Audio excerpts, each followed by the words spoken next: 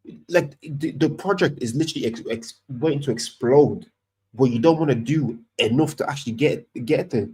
It doesn't make sense to me. It genuinely doesn't make sense to me. Why are you penny pinching so much?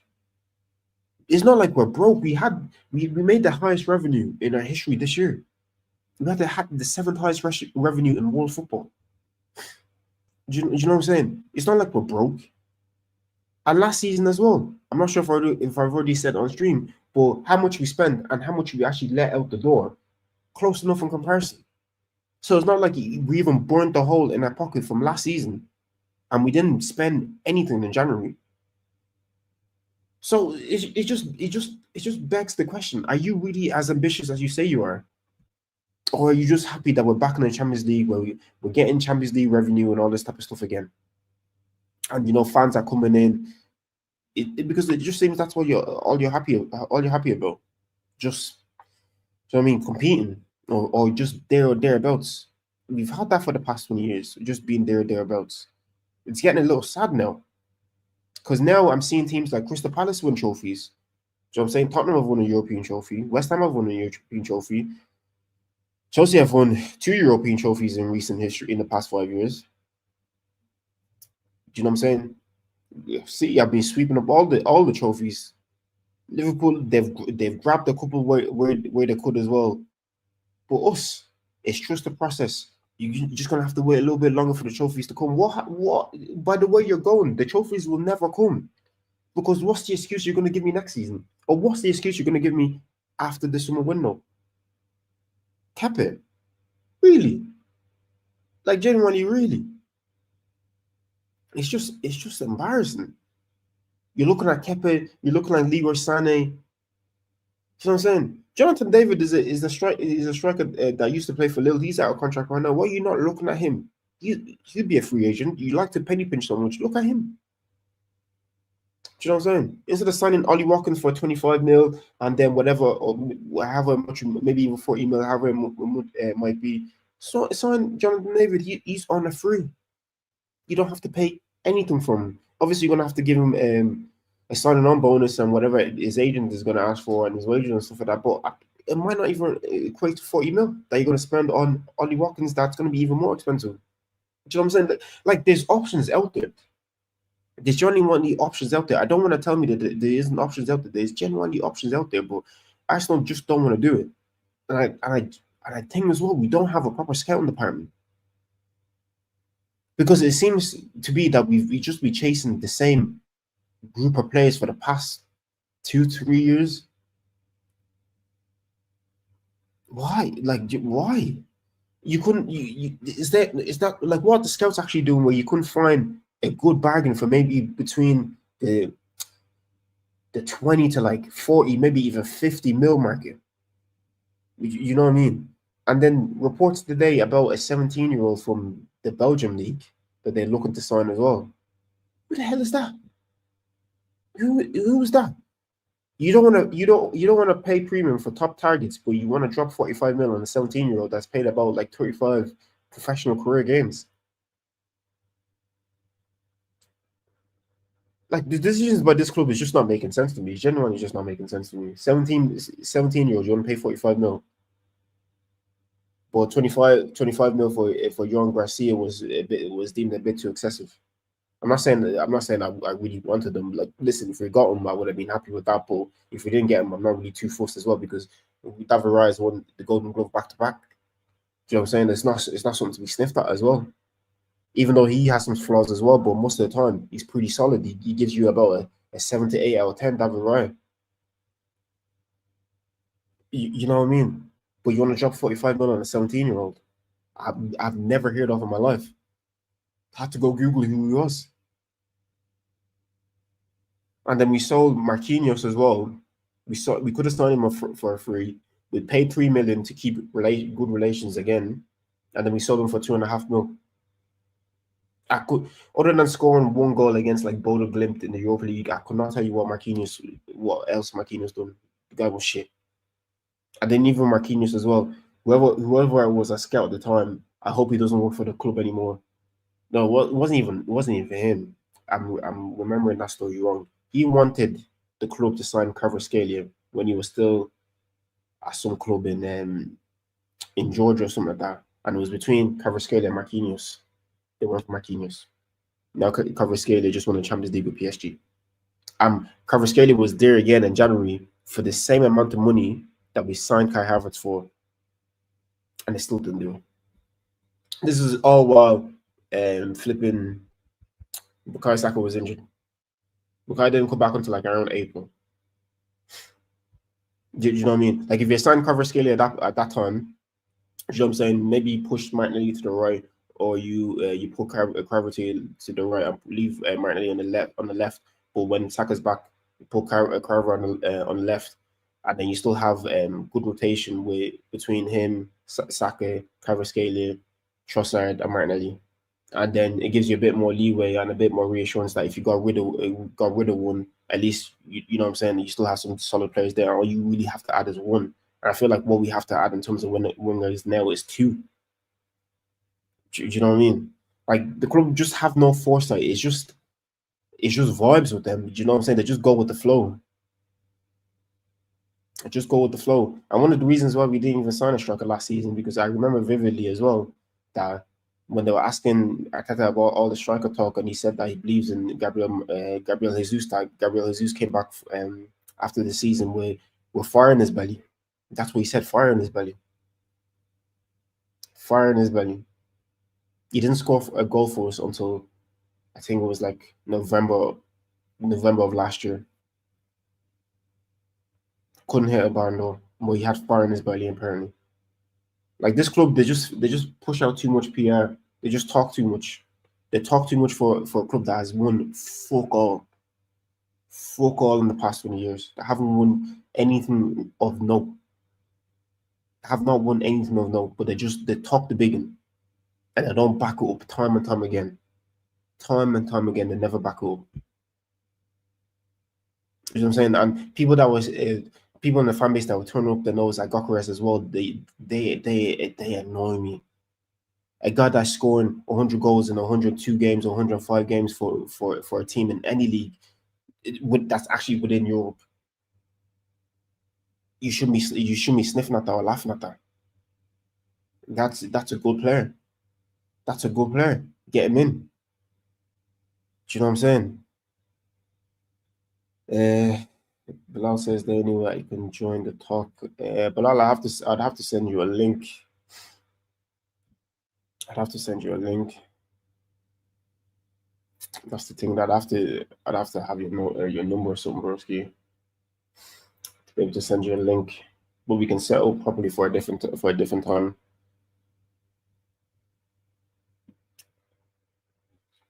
Well, yeah, this club is honestly gonna put me in an early coma.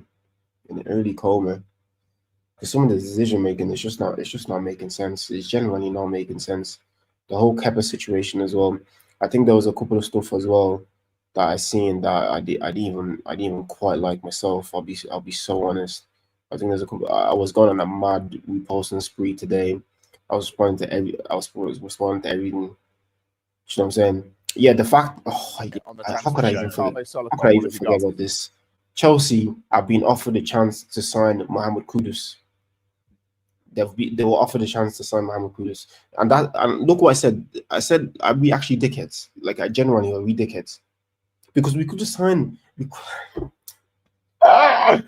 could have had Kudus 2 years ago if Mikel Arteta had just gotten Reece Nelson or Eddie Nketiah. We could have had him. Personal terms were agreed. We knew the fee. Ajax wanted about between 42 and 45 mil. He was waiting for us, waiting. We couldn't get rid of either of them. Or maybe he didn't want to get rid of either of them because both of them stayed. And he barely used both of them that season as well. That was the season. The season I'm talking about is pretty sure it's this. No, it wasn't the season that it's the same season that Rice came in. That's the more transfer window. We could have had him then. Same season we signed Jurriën Timber. We could have got Kudus and Jurriën Timber for a combined fee of about 70 mil. And we didn't do it. And now he has an 85 mil release clause in his contract. And if Chelsea get their hands on him And if they actually signed a competent goalkeeper,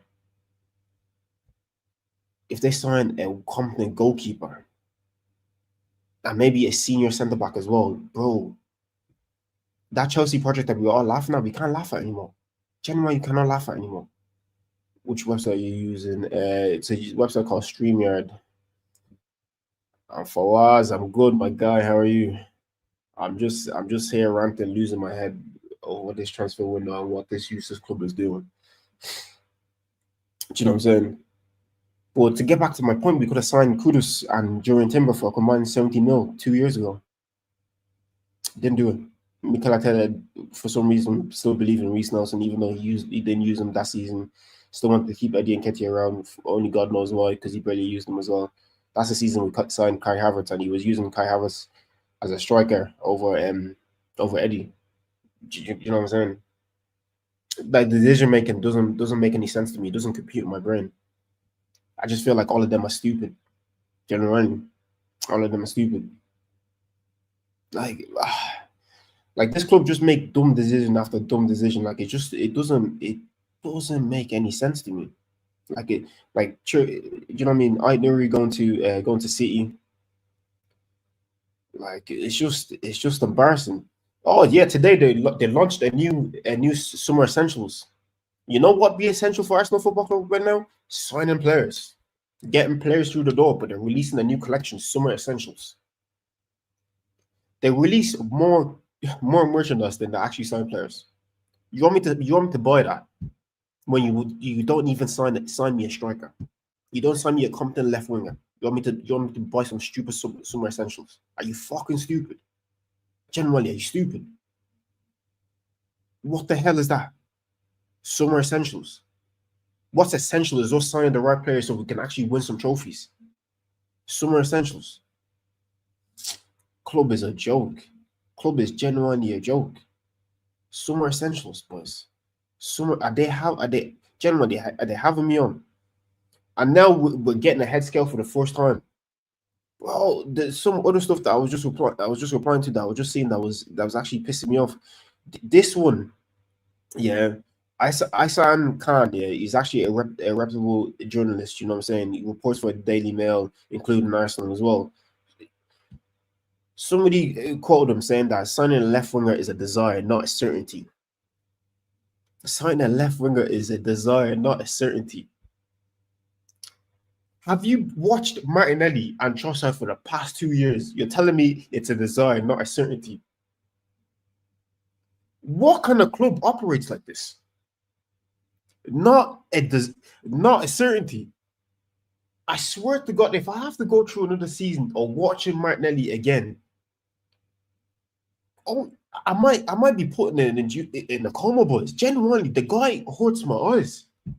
He hurts my eyes. Cannot. We played everything early last season. Yeah, they had a 39-year-old Ashley Young playing.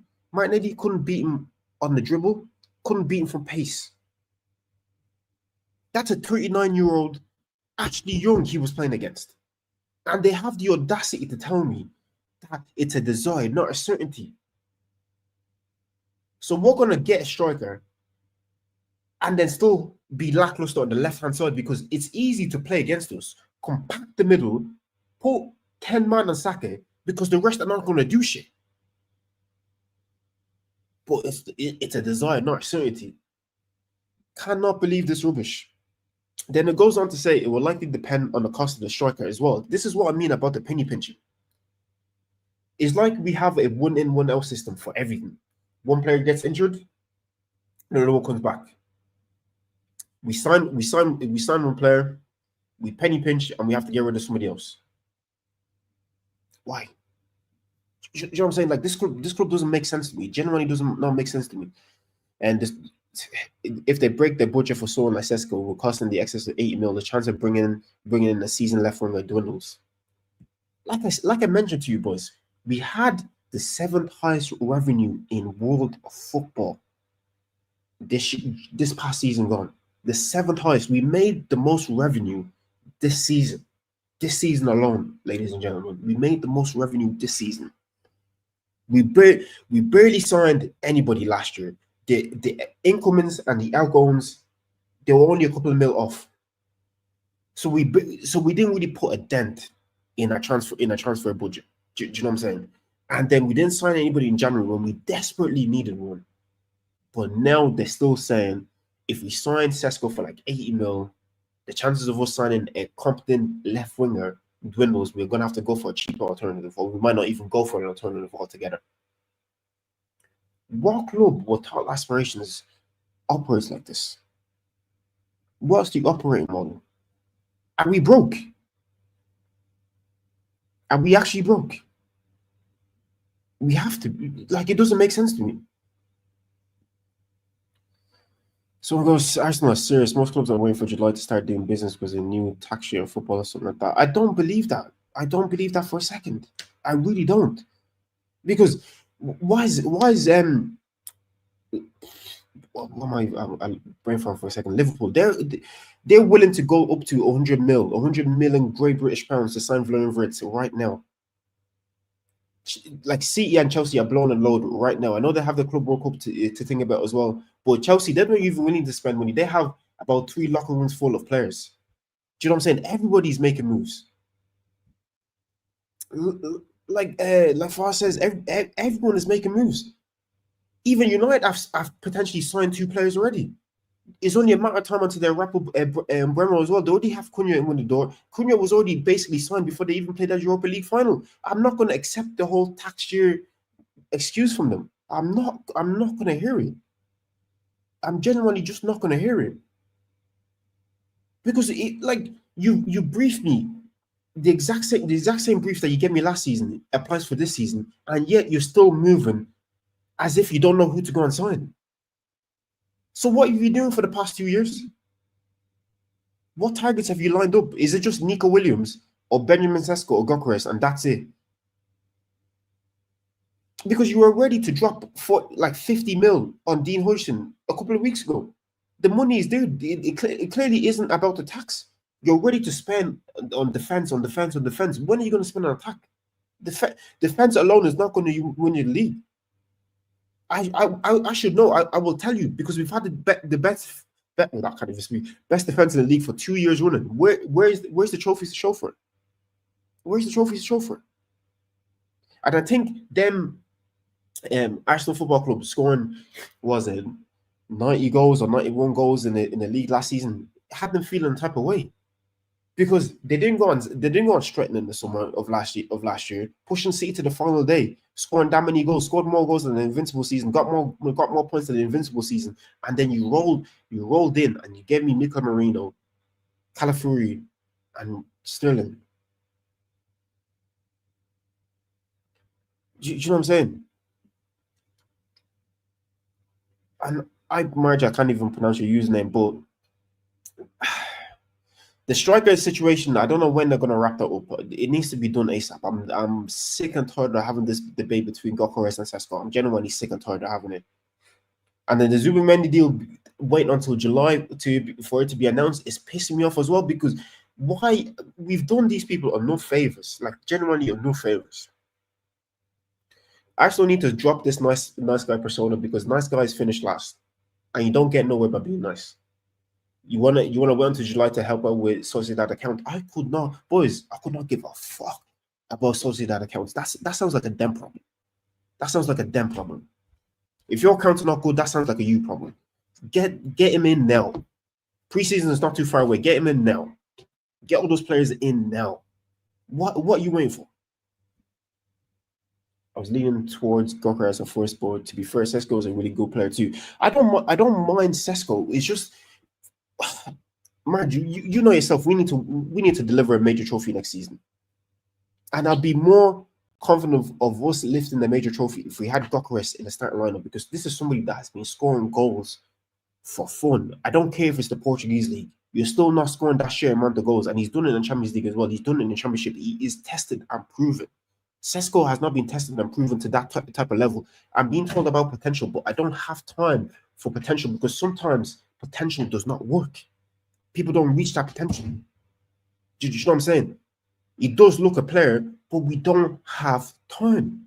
if you're gonna get him, the best time to get him was last year summer or January. But apparently, Leipzig said to you, please don't take him because we still need him for the rest of the season. And then Sesko himself didn't want to move in January. I would have said to him, big man, it's either you want to move now or you can fuck off. Do you know what I'm saying? Move and act like a big club, but no, you want to be nice. Oh yeah, you know what? It's all right, mate. We'll wait for you for the summertime. We'll wait for you. Oh, Leipzig, you know what? We won't do that to you. Do you know what I'm saying? You're already doing shit in the league. We know that, but you know, we'll wait until the summertime. And now they're quoting you a mad fee, and now you're in the boardroom battling to try and get the transfer done. Do you know what I'm saying? Now they're giving you ridiculous prices. When you kind of strong arm them, get the player in there and then. But you know, you want to be nice FC, bunch of nice guys. Do you know what I'm saying? Well, football, my bro. I'm not good, bro. I'm not good. I'm not good. I'll promise you, I'm not good. My head is hot. My head is hot. This club will be the death of me, man. This club will be death of me. But Marsh says the board know we must deliver. The pressure is building up. We can't wait any longer for silverware. All our rivals are winning, but we're here finishing second. That's what I mean. That's what I mean. Like in the past 5 years, I've seen Chelsea lift 2 European trophies. I've seen Liverpool win 2 Premier League titles, win a couple of FA Cups, win a couple of Carabao Cups in there as well. They've been winning trophies. And they haven't been spending the bandits as well. Their owners are a bit like us, but they're just a little bit looser with the purse. They were mad stingy too. So I'm saying, I swear the season they won the league, they only signed like Adrian and somebody else and Shimikas or something like that. They didn't really strengthen. So they've learned from the mistake. Look how they're moving now after they won the league. Do you know what I'm saying? Because to go and get Frimpong and to go and get possibly his mate as well in Wirtz and to sign Kakares as well, they've learned from that mistake. They're not making that mistake again. Because they seen the year that City had, and they said, "Nah, they seen the January that they had as well, and they said, "Nah, these people are going to come with adventures next season. So if we want to stay there and stay thereabouts, we need to go crazy this year as well." Do you know what I'm saying? And they're doing it. But us, no. You want to win the league. You want to break this 22-year not winning a league record that we have, but you want to do it penny pinching and counting every cent, every dollar until we get there. It doesn't work like that. Like another crazy fact to you guys as well is I seen somebody repost a tweet from ESPN from 2021 that at that point Pep has spent 1.2 billion at Man City. Only God knows how much he spent now. But look at the sheer amount of trophies that they've won from 2021 to 2025. It is disgusting. Absolutely disgusting. They've won 4 league titles since then. A Champions League on top of that. A Super Cup. A Club World Cup. How many FA Cups? Disgusting. But us, no, we're trying to penny pinch our way today. Peter Joseph says, I kind of feel for Arteta because as much as I hate Arsenal, you might have a few pieces away from winning, but your owners clearly don't give up. They don't, Peter. They don't. They're happy that we're back in the Champions League. They're happy that the fans are singing North London Forever and are flipping. Arteta has the band back together. But I'm gonna say no. It will get so toxic if we go another season without winning a trophy. It is going to be disgusting because there's no way as Arsenal fans you can defend this. And even still, like you said, I do feel for Arteta because he clearly has ambitions to win. Because even after the season ended, he said it's time to go and rest and let the people upstairs deal with what needs to be done. So he's even getting tired of it. And if I was him, I'd leave. I know he loves Arsenal Football Club so much and he'd never do that, but I'd leave because it will expose these owners that they're incompetent. They don't care. They don't. Do you know what I'm saying? Rodrigo rumors are back. Apparently, if Alonso doesn't play him as left winger, he may leave. This could be. Yeah, no, I did see that. But I've been told for the past like a week to 10 days that he needs to have a conversation with Xabi Alonso to find out exactly what's gonna happen. So I'll be a bit more excited once he has that conversation and it's a bit clearer what's going on. But Rodrigo, I will take him in a heartbeat. Do you know what I'm saying? Voss says, do you think you can sign Gyökeres and what would you offer? We can get him for less than 60 mil. I think the sticking point might be the wages because I read something today that apparently he's more keen on a move to United. Apparently he wants wages of like 200k. I don't think you get that at Arsenal. I'd put him in a 200k bracket, but 300 I think is a bit crazy. Right, football says, I honestly think we're going to be okay. I understand we're hungry for success, but Bert has been brought to do a job. I honestly think we'll be okay. To be honest, Royal football, I don't share the same sentiment with you because this board, I really deep what they do and I really watch how they move and they haven't changed. They not really. They haven't really changed. They're still kind of those frauds in disguise. You know what I'm saying? I just I don't really think so. I just don't have that type of faith. And it's getting to the point where I was initially shifting the blame at Arteta, and like you said here, but yeah, I was talking about the Watkins deal earlier in the stream as well. Like they didn't want to pay the 60 mil, but you seen us absolutely rip the shreds with injuries, and the guy would have pushed for the move as well. He's a diehard Arsenal fan. Don't know why they didn't push for it. If we had, I'm not saying if we got Watkins, we definitely would have gone over the line, but it would have helped. It definitely would have helped. You know what I'm saying? I don't know this board, man. They're just happy that we're back in the Champions League. We're making record revenue and all this type of stuff because it doesn't make sense the kind of penny pinching that we're doing.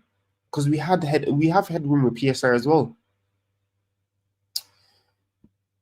Peter says, I thought Declan Rice was that statement sounding like a sign to show the rest of the league that we were serious. But since then, the signs have been lackluster. Calafiori and Sterling Hell. See, Calafiori, I'm not too worried about because usually I like to give foreign players about a year to kind of acclimatize and also kind of get used to it. He's been unlucky with injuries as well, but even him too defensively, he's been very very shaky. But Sterling, I will never forgive them for Sterling because I don't know how he managed to get through the door. And I knew they were going to go for Sterling because there was a picture that I seen that he was at Arsenal training ground watching a U team. I can't remember what one of those it was. And he took a picture with a kid. The minute I seen it, I said to myself, I hope they're not going to do it. I just said, I hope they're not going to do it.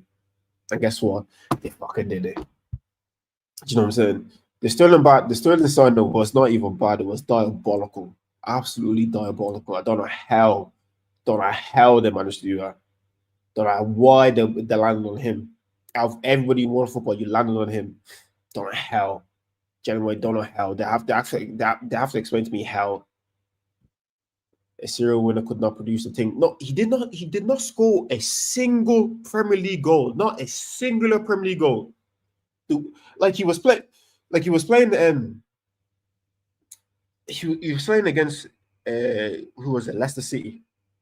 He was against James Justin. And James Justin, after he had that ACL, he's not the same James Justin everybody was hyping a couple of years ago. After he had that ACL, he's not it. You can beat him for pace and you can give him jinky me jinky. Sterling was trying his hardest to go past him. Couldn't do it. Could not complete one dribble. Could not complete one dribble. Olalekon. We have the same middle name. My guy. Olalekon anyway says, I hate when people are saying Arteta wants attack or striker. Man doesn't value attackers.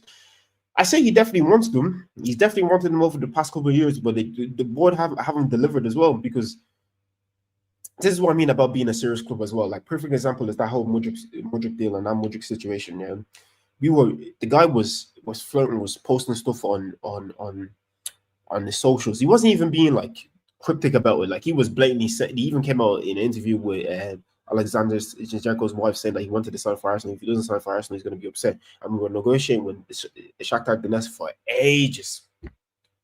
You know what Chelsea did?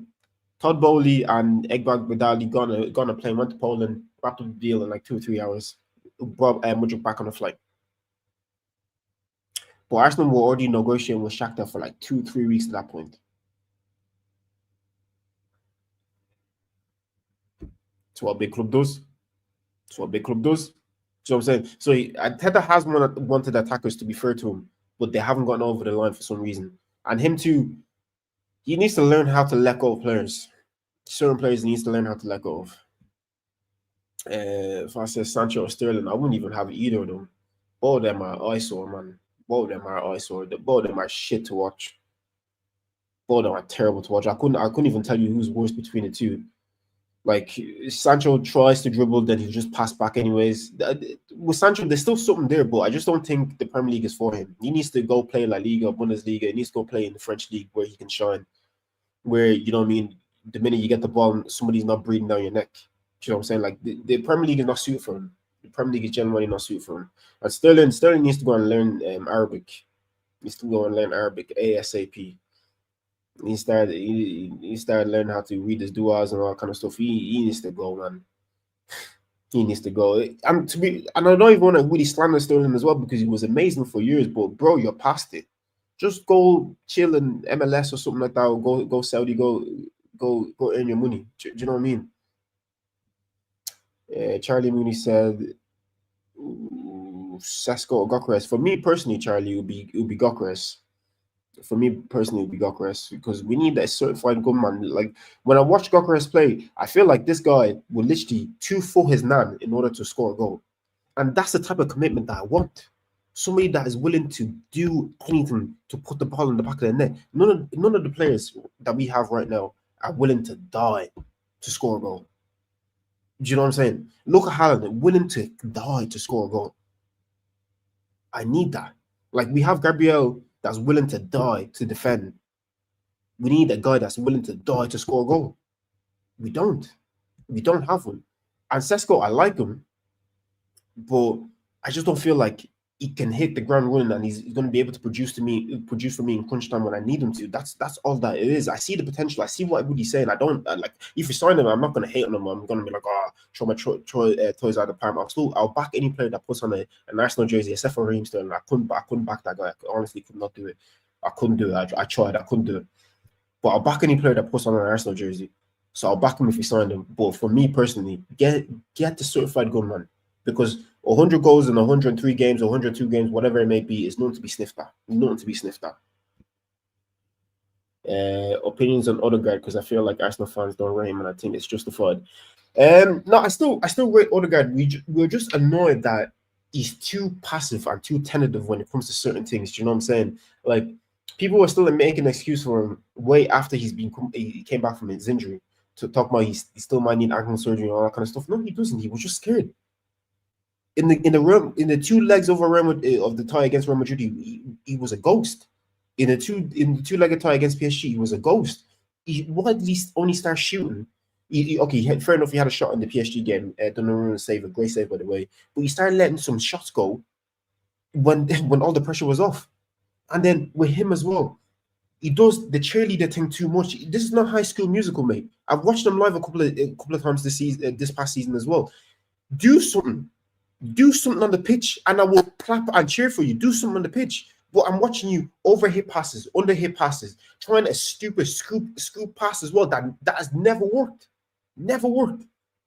You're trying these little flicks. Why? Keep it simple. Keep the ball moving.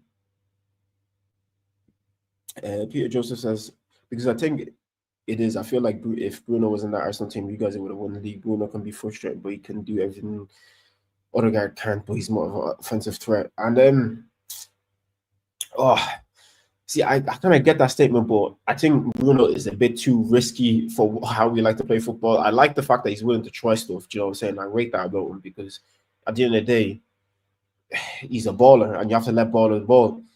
But would he lead us to a league title? Only God knows. Only God knows. Charlie Steven like here, but I just think we'll look back at Sesko and regret it so much if we don't sign him. That's, if we don't sign Sesko and say he explodes and we sign Gyökeres and we say we win trophies, I don't think we really care too much. Do you know what I'm saying? I don't think we really care too much. We only care, say, if we sign Gyökeres and he flops and we don't win, and that's when we start doing revisionism. But we don't really care if we win trophies. Peter Joseph says, can score long shot free kicks and in my opinion, better creating and better shooting ability. You're talking about Bruno in that instance, are you? Yeah. I can't really disagree with that, to be honest. I really can't disagree with that. Nothing pisses me off more when he tries hyping up the crowd. Charlie, honestly, it's the most embarrassing thing that I've seen from a captain. And then I watched him very closely in that Real Madrid game that we played at the Bernabeu. I've never seen a more sorry performance from a club captain in my life.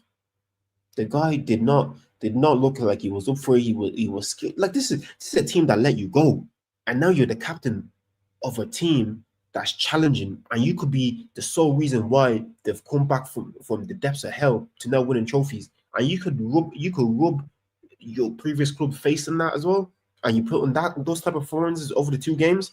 Like even the first free kick that Declan Rice took, Declan Rice even said after the game that Martin Odegaard told him to cross the ball in. And Declan was like, no, I fancy it from here. Why not? Too risk adverse. I hate that. Way too risk adverse. I don't like that about him. Sometimes you have to take risk. Peter Joseph said, would you take Odegaard over Bruno in your opinion? I was kind of hoping you wouldn't ask me this question. I'm not gonna lie. I'll probably take Bruno. I feel like our attack would be a lot better if we had Bruno in, because he'd actually release the passes a lot quicker. He'd actually try have a shot, and you know what I'm saying. I think if we had Bruno, yeah, I'd have Bruno. He at least he's a guy with a set of balls on him, a set of cojones. Like, do you know what I'm saying? What's your opinion on stripping Odegaard of Kamsi and giving it to Rice? I'm not quite there yet. I think that'll be quite disrespectful to Odegaard if we take him off from now after one bad season where he's actually been decent for the 2 years beforehand. I'll give him another season and see how he reacts, see if he plays better, and see if he's actually able to galvanize his fellow teammates and his team members to actually be able to, because they've had 3, nearly 4 years of being close and nearly winning trophies and all that kind of stuff. So maybe all the learning experience that he's had, and off the back of the poor season that he's had as well, he's able to come back a different type of beast, a different type of monster next season. I genuinely hope that for him, because I do have time for Martin Odegaard. I just didn't have time for him this year because, bro, you were genuinely awful and an eyesore to watch. Do you know what I'm saying? Dami said, I think Arteta needs to allow more freedom in his play style in semi-final games after I scored 2 goals. Yeah, that's a crazy stat that I spoke about on my TikTok as well. Absolutely shocking stat. And yeah, he's too pragmatic. Like I've said it so many times, Arteta tries to not lose a game instead of try to win it.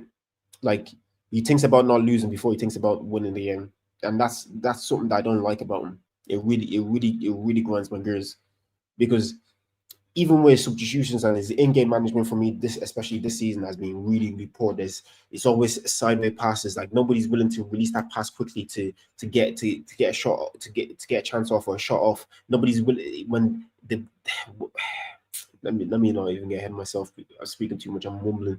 But when the opposition is literally camping in their box and they've compacted the middle and they're forcing us wide, sometimes when you have a chance to have a shot, just have a shot. Just make the opposition think. If you're having a pop shot every now and again, that means they might have to some defender has to come out quicker to come out and close somebody down, and that might open up another space, and you can maybe move the ball quicker. Like, give the opposition something else to think about. And then the substitutions as well that he makes the substitutions way too late. Never changes the shape. Never tries to adapt to really anything. The substitution is always Lewis Kelly for Calafiori, then White for Jurgen Timber, Marinelli for Trossard, maybe a cheeky late substitution for Martin Odegaard for Ethan Nwaneri for like 2 minutes or something like that. Do you know what I'm saying? Like, it's boring. It's stale. Do you know what I mean? Like, it's really poor in these big games, even at home, not stepping up. Do you know what I'm saying? Like, it's crazy. The whole club needs to shift their mentality. If there was one player you would take from the top 6, who would you take? Oof, that is a good question, Peter. That is a good question. Just any player. I think I'd have to take the robot from City. I think I'd have to take the robot from City, to be honest, because at least we'll have some standards and hold everybody else on the pitch some standards. Like, if you even from like back in the day, Arsenal players will hold themselves accountable. Like, if somebody wasn't doing their job, other people will be getting onto them. But nobody really gets onto each other in this Arsenal team. I know everybody's buddy. You can be buddy to a certain extent, but you're there to win and you're there to play. You're playing for the badge. You know what I'm saying? But yeah, I take the robot from City. take the rubber from City because I feel like even how poor that we can play sometimes and how slow we are to move the ball. I think if we had him in there, I think we'd absolutely run away.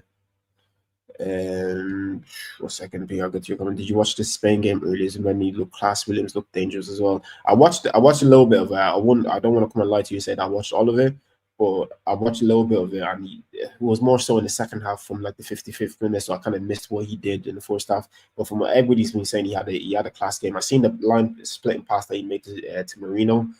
So yeah, there's a player in there. There's a player in there. What do you think of Barcelona's play style? Barcelona's play style is exciting, but it's suicide football at the same time because that hard line that they play is crazy, absolutely crazy. That's why we're seeing that back and forth from Barca and Inter in that Champions League semi-final, especially the second leg. The second leg was nuts. Peter says, I agree because back in the day when United and Arsenal and Chelsea were challenged for leagues in the early to mid-terms, you had to go to the Emirates, Old Trafford, Stamford Bridge and win. Exactly. But now people are flexing and bragging about the top six record. That doesn't really make sense to me because it's not really all that great if you look at it. We drew against City. We beat them this season. That 5-1. We drew 2 games against United. Not against United, against Chelsea. No, we drew a game against Chelsea. Won a game and drew a game with them. Then we beat United once. Drew a game with them. We drew twice with Liverpool. Be Tottenham twice as well. So like it's not even all that. Do you know what I'm saying? But it's not really a record that I'd really be flexing and really be proud of like that. It's not really all that. I wouldn't mind losing to a Chelsea or Tottenham or United or City once in a season if it means that we end up lifting trophies. Because why am I celebrating a top 6 record when other people are celebrating trophies? That to me just doesn't make sense. And also Arsenal fans as well. We actually have to do better because we're celebrating defensive records and all this type of stuff, which is great because we all remember the Mustafi days and David Luiz and Kostas Papadopoulos and even Koscielny and Van Malen, even though they were solid, but they still had the Bozo moments. We all remember those days, but it's not something to be proud of. I have to take Isak, I won't lie. Everybody will take Isak, but is not everybody can afford Isak because Newcastle can give him whatever wage he wants. They're rich as well, and plus they're not in no hurry or need to sell him. So unless you're going to spend maybe 120, 130 mil on him, what's the point? Do you know what I'm saying? Genuinely, what is the point? Like I genuinely just don't get it. But yeah, I just don't know. Arsenal Football Club, they just need to do a lot better than this. Genuinely, just need to do a lot better than this because the way they're moving.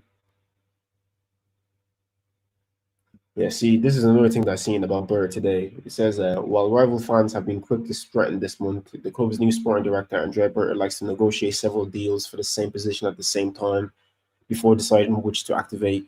Arsenal's recruitment will be a balancing act in terms of fees and ages. They've been considering how to best juggle their transfer key and sign an expensive winger would be likely to limit funds that can be spent elsewhere in the team. They also have been considering whether to sign young players with longevity and potentially sell on, or whether to focus on bringing in experienced players to try help them get over the line after finishing the second, which is a Champions League semi-final. See, that last statement for me should be a no-brainer. Get the players in. That's going to get you over the line. Because we've been close for the past 3 years now. Champions League semi-final this year. Champions League quarter-final last year. Go and get the players that's going to get you over the line. Spend however much. If you have to break PSR rules, I could not give a bollocks. Pay the fine. Spend the money. You know what happened? Nobody will eventually care if you win a major trophy. Nobody will care. You'll recoup that money. And I keep saying it, boys. If Arsenal were to win a Premier League or Champions League, London as a city will shut down. Will actually shut down. Do you know what I'm saying? Because you know how the sheer amount of Arsenal fans that's in London is actually ungodly. It will shut down. You will make the money back. You will make the money back. And then if you want a penny pinch for one window or two transfer windows, we wouldn't really mind because at least we had the memory and we're able to tweet out, we're able to repost the Arsenal won the league. We've never been able to do that as Arsenal fans since the inception of the internet. Do you know what I'm saying?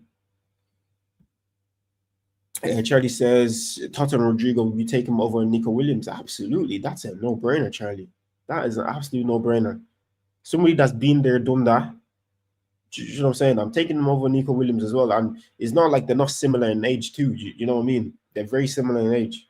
I'll take Rodrigo in a heartbeat. If Rodrigo is available, I'll take, because how would be able to get Rodrigo for like maybe between 250 to 280k, but Nico Williams wants about 300 upwards because he's already on crazy money at Bilbao now. But Nico Williams, in terms of what he's done in his career compared to Rodrigo, is not even comparable. The only thing he's really one of note, I believe, is like maybe the Copa del Rey. Rodrigo already has one, and the Euros. He has an international trophy over Rodrigo, but I don't think Rodrigo really has sleepless nights about that because he has 2 Champions Leagues, and he was integral to those 2 Champions Leagues. You know what I'm saying? A La Liga trophy in there. I think he even has a Copa del Rey as well. You know what I'm saying? So if Rodrigo was available, snap him up now. I would even drive to the airport, go pick him up. You know what I'm saying? I would help look for some Brazilian restaurants as well to make him a bit more comfortable, because I know there's a huge Latina community in London as well. I'll find him all the best spots. Do you know what I mean? Get him in, get him through the door, whatever it takes.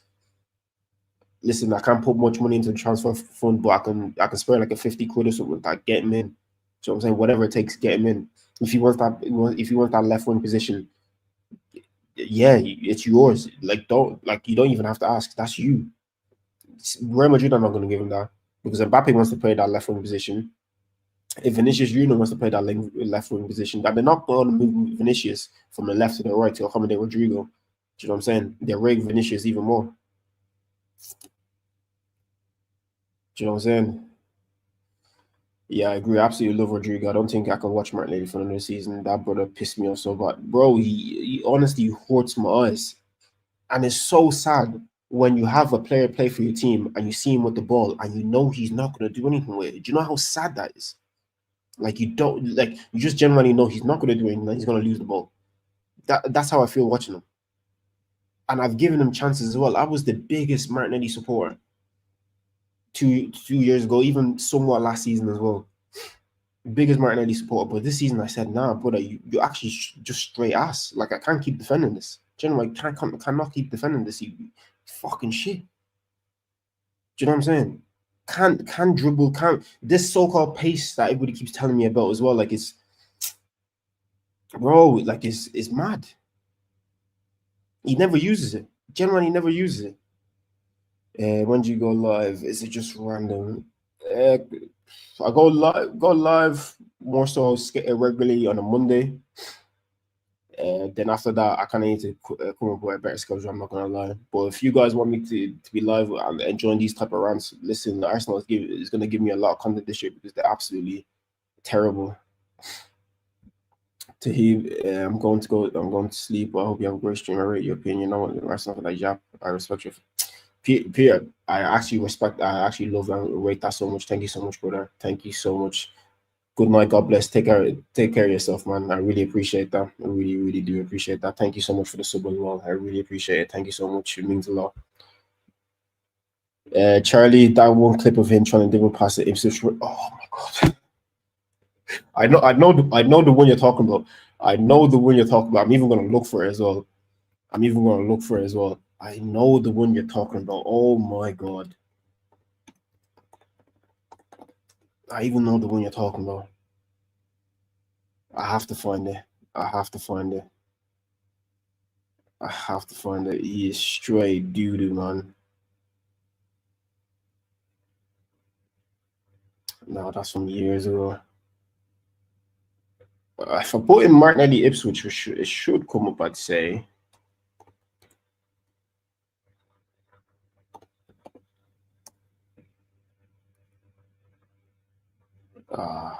It's not giving me what I need.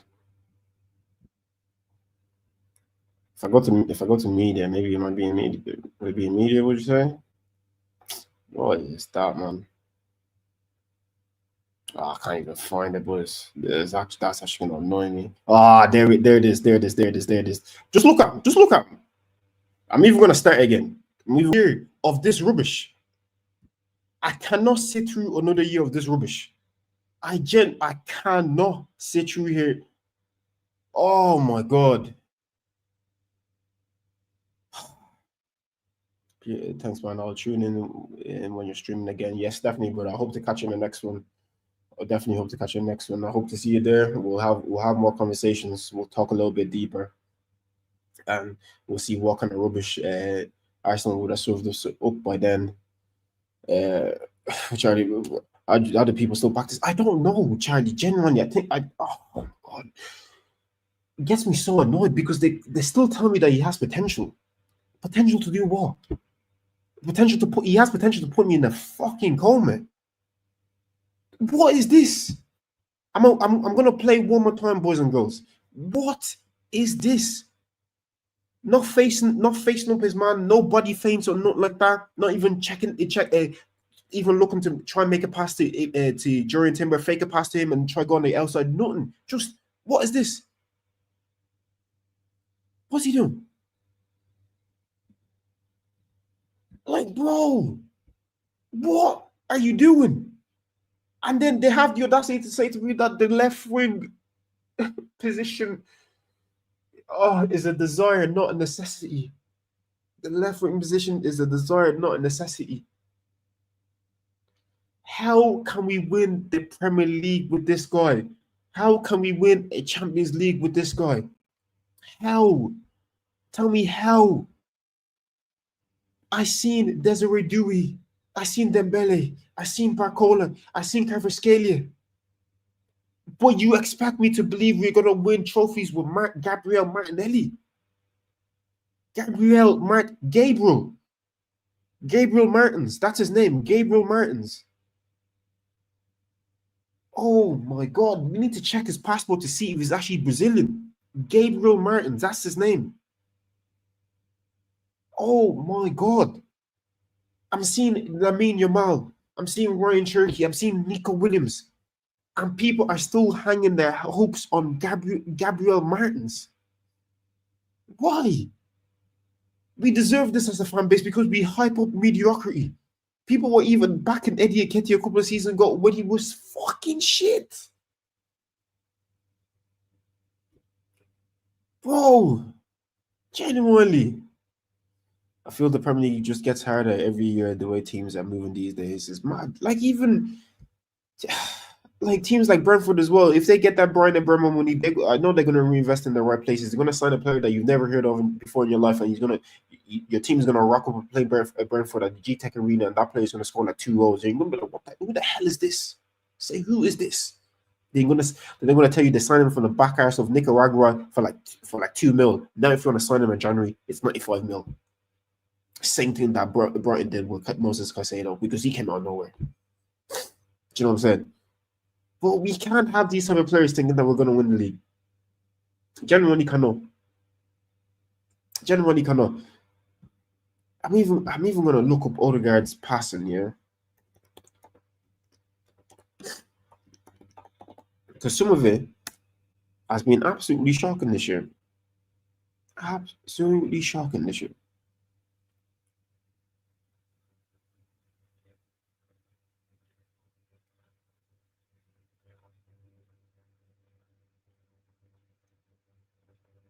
I don't think anybody's gonna have a fail come with him though. That's the thing.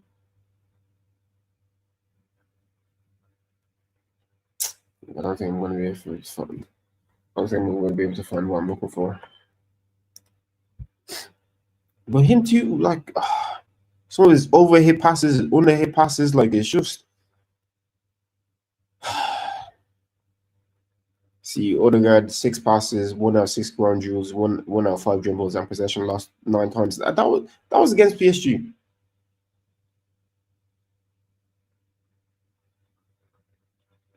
Always against PSG.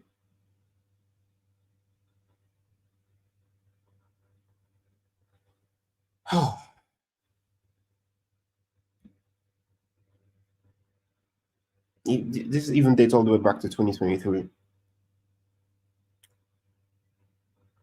See, Odegaard has completed 1 pass in 22 minutes. Oh my god. Like genuinely, oh my god. But last year he was able to make these type of passes. I don't know what happened. That's why I'm not gonna give up on him. But he needs to come better next year. Even Broman's out here competing for us too, bro. Do you know what I'm saying? They signed Van Newson from Porto as well. Bournemouth signed Evan Newson from Porto last season. Like, it's getting scary out here. Evan Newson that was playing Champions League football against us. Charlie Mooney says, all right, Muff, just up to you, bro. I'll be on here next year if I see you live. Keep doing what you're doing, bro. I can see you blowing up one day. You're a funny guy. Charlie, I appreciate that comment so much, bro. Thank you so much. Genuinely, thank you so much. That means a lot to me. That means a lot to me. But yeah, definitely come to the next live. I'll be live. Ooh, I was gonna say Saturday, but I remember I have to go see my extended family on Saturday, my wife's family on Saturday because it's Eid. I'll be live Sunday. That's a promise I'll make to you guys. I'll be live Sunday and we'll catch up then. But yeah, Charlie, thank you so much, bro. Take care. Good night. God bless. Look after yourself. But nah, boys, I had to do this stream because my head was just hot. And TikTok have me in jail right now because I'm not able to curse and say how I really feel on there, talking about community guidelines and hate speech and all that kind of stuff. I said Arsenal a bunch of bitches, which they are, which rightfully so. But nah, it's just, I just don't know, man. Like for me, I just want Arsenal to be great. I want nothing more than to be able to say I've seen my club win a Premier League. I've seen my club win a Champions League. I've seen my club win a Super Cup. I've seen my club win a Club World Cup. I've seen my club win FA Cups and Carabao Cups. Like the Carabao Cup one is the one that's even annoying me, and I'll explain that to you guys. Yeah, the last time we won a Carabao Cup, ladies and gentlemen, was in 1992. I was born in 97. I have never seen Arsenal Football Club lift a Carabao Cup in my life. In my life, I've never seen Arsenal Football Club lift a Carabao Cup. Do you know how crazy that is? And the last time we won a Carabao Cup final, I think the last time we were in a Carabao Cup final was I think 2011 against Birmingham City. And when Koscielny made that mistake, and when Femi Martin scored, and I won't lie to you boys, I have no shame in saying it. I cried like a fucking bitch that night. I cried my eyes, and my mom had to hold me. I cried like a bitch. I did it. Because I love this club. I just want to see them successful, but they don't want to see themselves successful. Because how have you gone 33 years without winning the Carabao Cup? 22 years without winning a Premier League title, 5 years without winning an FA Cup, Champions League non-existent, Europa League non-existent. Do you even want to win? Genuine, do you even want to win? It doesn't even make sense to me. Just a bunch of losers. All these bunch of losers, man. Do you even want to win? You want to be penny pinching your way to titles when clubs are spending billions, and they have to because other people are spending billions. But no. You want to count all the pennies. You don't win trophies like that. Who wins trophies like that? Who has won trophies without spending money? Fastest I'll be here Sunday, broski. Work has been a choke. I appreciate it, bro. Maybe if I can provide you a bit of entertainment for a little while, I'll take your mind off work. You know what I'm saying? I'll take it. But nah, boys, my head is hot, man. My head is hot. I'm fuming. Absolutely fuming. Because I want the best for Arsenal Football Club, but it doesn't seem like Arsenal Football Club want the best for themselves. It really doesn't.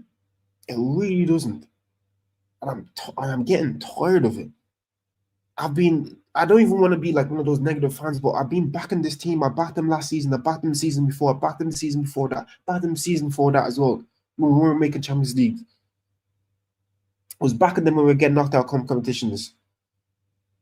I was backing them when Arteta was telling me that we'll fight for trophies and we won't stop until we get there. Then this season is coming out that we just have to be a little bit more patient. I can't give you all the patience in the world. I can't. You need to give me something. Like coming into the season, I said on my TikTok. I didn't say it here on Big YouTube. I said it on TikTok that I'd be happy with a Carabao Cup. Not saying that if you got it, I'm still not going to complain about anything else. But the reason why I said I would have been happy with a Carabao Cup for the simple fact is winning trophies instills a different type of mentality within players, and instills a confidence in them as well that they've gone over the line together and there's more trust and camaraderie within the squad. But we went out like a bunch of donuts to Newcastle. Over 2 legs, we got manhandled, absolutely manhandled. And if Newcastle had Isak in that game at the Emirates, we would have lost them 4 times this season. 4 times. 4 times. Absolutely embarrassing. Do you know what I'm saying? Absolutely fucking embarrassing. Absolutely embarrassing. Do you know what I'm saying? I don't know, man. Arsenal need to want to help themselves. They really do. And if we go trophyless this season, oh boys, I might even do like a 45-hour stream because my head will not be in this world, in this stratosphere, in this universe, in this ecosystem, in this simulation, whatever you want to call it. It will not be here. It genuinely will not be here. David, my guy, it's good to see you back on the stream, brother. Good Chris coming to us, broski. Yeah, no, I did see you got the links to United. I've been stepping up heavy the past couple of days. I've been really stepping up heavy the past couple of days. But you're gonna pay him 300k a week though. Would you be happy to put him on 300k a week? I guess you would because he'd be better, instantly better than any striker you have on your club. 300k a week is a bit crazy. You know what I'm saying? It's a little bit crazy. It's a little bit crazy in my opinion. What are you even saying about Gyökeres? Is he more linked to United than anything now, or is it? Are we still thereabouts?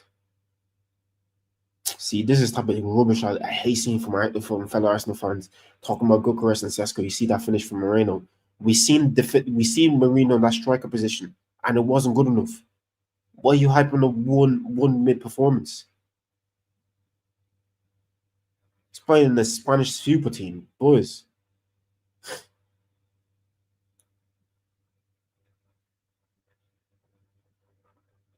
Oh, fucking hell. People writing Gyökeres off before it's even close to being done. The patience and football is absolute dog shit these days. Are you guys like seriously like really linked to him? Has Fabrizio said anything? Have you like made a bid or like what's going on?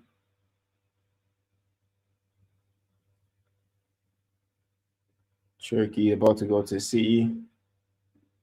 Yeah, that one there. This cannot happen. This cannot happen. But I trust Arsenal that they'll get this deal done. I trust them to get this deal done. But this cannot happen. Be 3 years in a row that we signed a player from Chelsea. 3 years in a row. Yeah, I haven't seen anything about United to Gyökeres to United. Maybe it's all hype right now.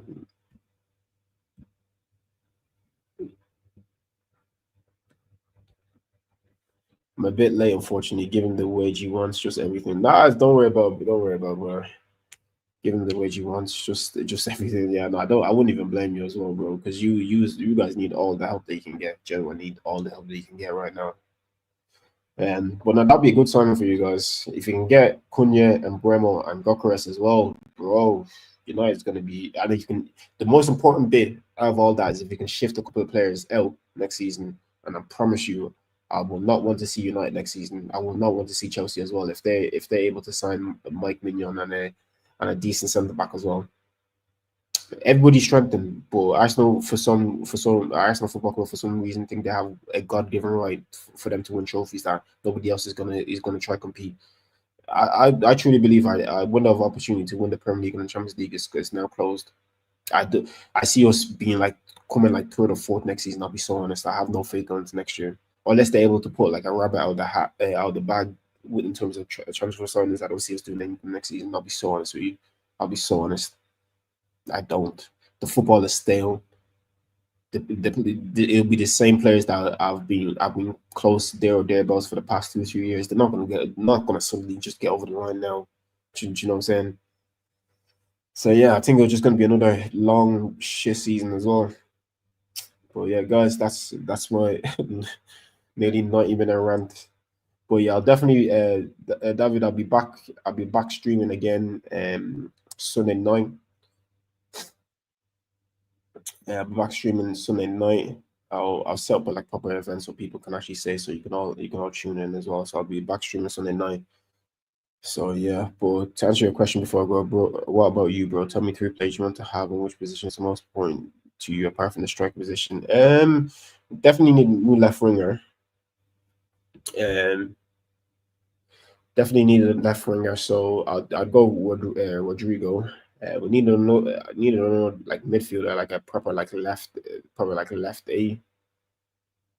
I'd go like if you don't want to spend too much money, I'd see if you could prize off what's his name. Is it the midfielder that plays for PSG? Is it Fabian Ruiz or something like that? I'll try to see what he's up to. Do you know what I'm saying? And then another position, another centre back. But there's not that many great centre backs out there as well, so I don't even know who I'd even go for, to be honest. But I think the positions that we definitely need outside of a striker would be left wing, another left sided A, and then a centre back. That's my opinions. But David said, "Easy, bro. We see us. Got no question on you for you now. Appreciate that, bro. Appreciate that." But yeah, guys, thank you so much for joining the stream, and you know what I mean, chatting with your boy as well. Honestly, it means a lot to me to see you guys in here, even communicating, talking football with me, because I really want to build a community out here. So yeah, I'll definitely be live again on Sunday evening, and then we can talk more football. If you're in the live, we'll talk about things that you've seen as well that you want to speak about and all kind of stuff, and we'll have a conversation. So I hope to see you guys there. But honestly, thank you so much for spending time with your boy.